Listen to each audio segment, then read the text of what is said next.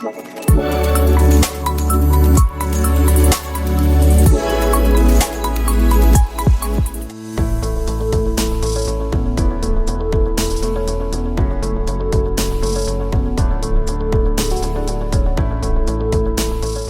students of grade 10, to yet another lesson of office administration. In today's lesson, we'll be looking more specifically at the functions of the factory office. Our objectives for today are to outline the functions of the dispatch and the transport office, to list the duties and responsibilities of the clerk in the dispatch and the transport office, and to identify the documents used in the dispatch and the transport office.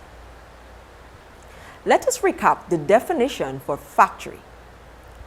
Factory, a station where factors reside and trade a colonial factory. A building or set of buildings with facilities for manufacturing. The seat of some kind of production, the vice factories of the slums. The dispatch and the transport departments. Functions of the dispatch office. Complete and maintain documents for dispatched goods. The dispatch office receives goods for production and prepares them for delivery to the transport office. It is responsible for packing and labeling these goods as well as completing the necessary paperwork.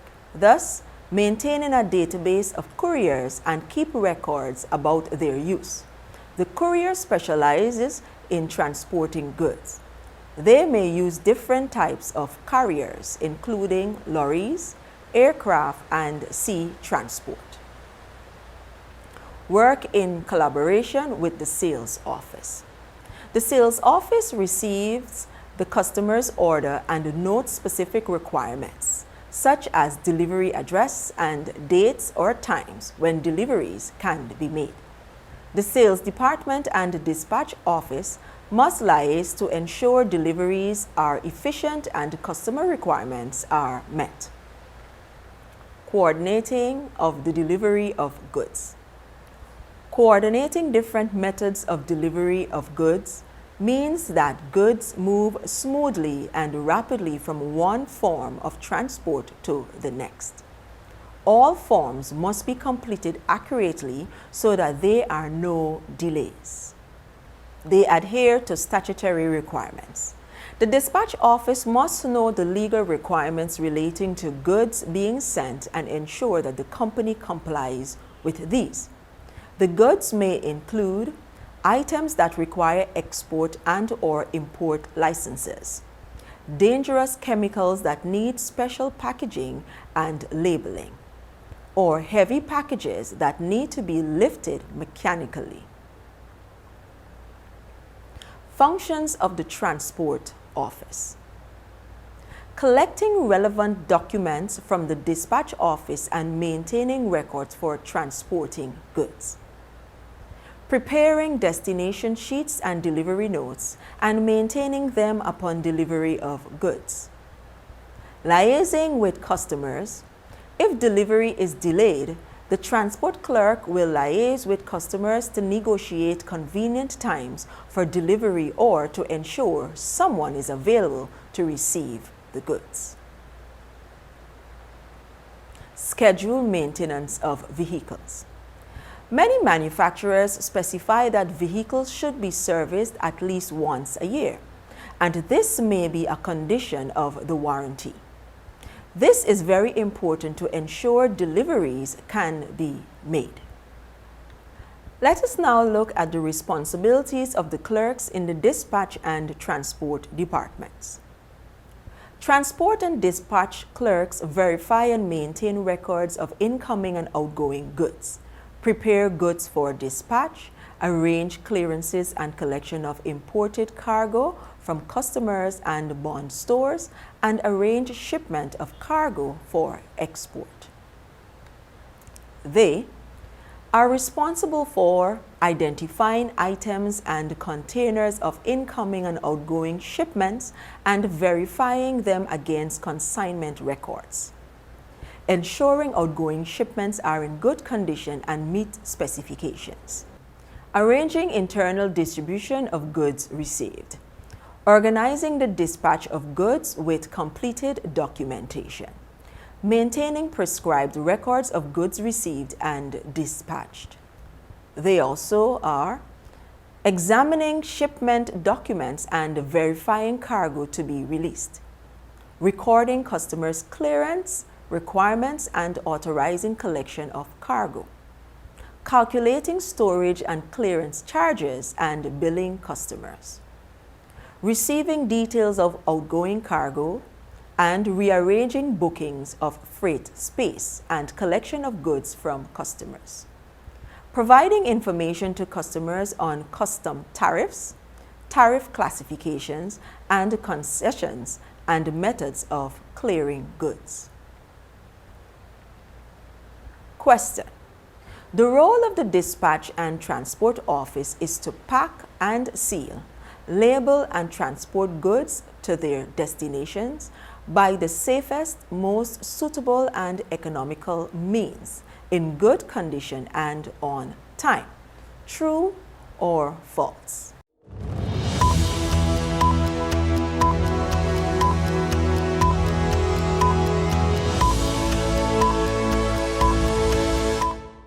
If you've indicated true, that is correct.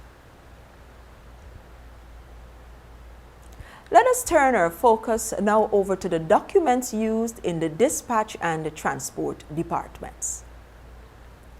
Delivery order. A delivery order is a document from a consignee, an owner or an agent of a freight carrier that orders the release of the transportation of cargo to another party. This written order allows for the direct delivery of goods to a warehouseman, carrier, or another person who issues warehouse receipts or bills of lading. This document should not be confused with delivery instructions. What is a delivery instruction? Delivery instructions provide specific details to carriers regarding the arrangement made by the forwarder to deliver the merchandise to a particular destination. Hence the reason why delivery orders must not be confused with delivery instructions. Dock receipt. A dock receipt confirms that cargo has been received for shipment. This document is issued by a shipping company and transfers the accountability of the safe transport of the cargo from the shipper to the carrier. It is the basis for preparing the bill of lading. Transport letters. These are of several types, more specifically airway bill, bill of lading, rail consignment note, international consignment note. These are the transport documents for goods with a legal value. The name will vary according to the transport mode. Only the consignee mentioned on the bill or an authorized representative can release the goods. Airway bill. An airway bill is used when carrying goods via air transport. This document acts as a receipt of goods and reports the condition of the goods. This is a non-negotiable document that must name a recipient, maybe the buyer. The airway bill indicates acceptance of goods for carriage. It is prepared by the IATA agents or airlines. Bill of lading. A bill of lading is evidence that there is a contract between a shipper of goods and a carrier. The customer typically needs this original copy as proof and in order to take ownership of the goods. This document includes the conditions under which the transportation was conducted and acts as a receipt.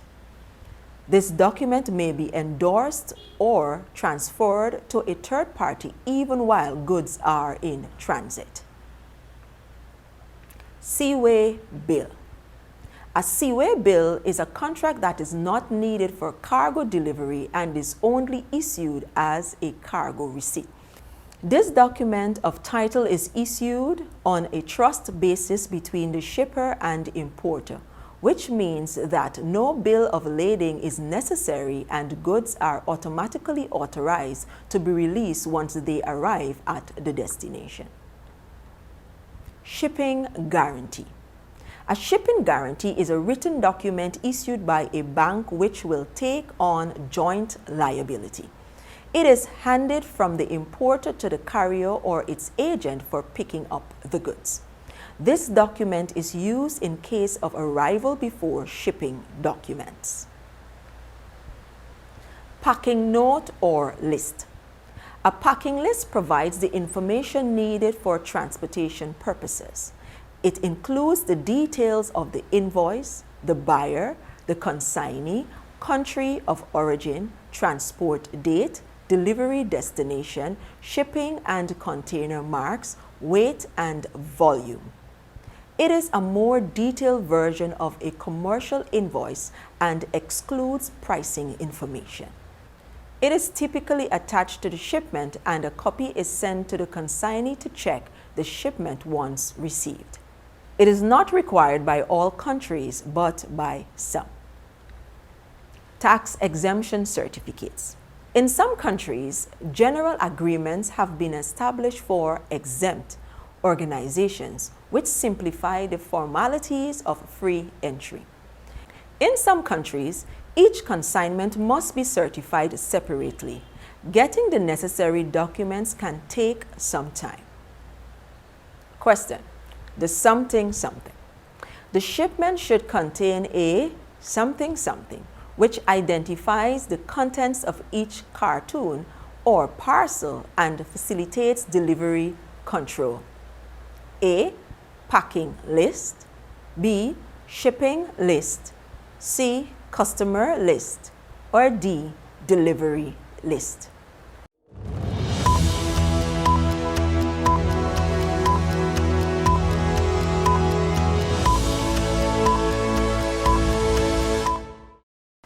If you indicated A, packing list, that is correct. The shipment should contain a packing list which identifies the contents of each cartoon or parcel and facilitates delivery control. Students, we've come to the end of today's lesson on the functions of the factory office in relation to the transport and dispatch departments. Let us turn our attention over to the exercise for today. Define and state what the following additional documents are used for within the transport and dispatch departments. A. Delivery note or waybill. B. Freight notice. C. Cargo manifest. D. Invoices pro forma. E. Gift certificate. F. Origin certificates, phytosanitary controls. G. Hazardous materials declaration.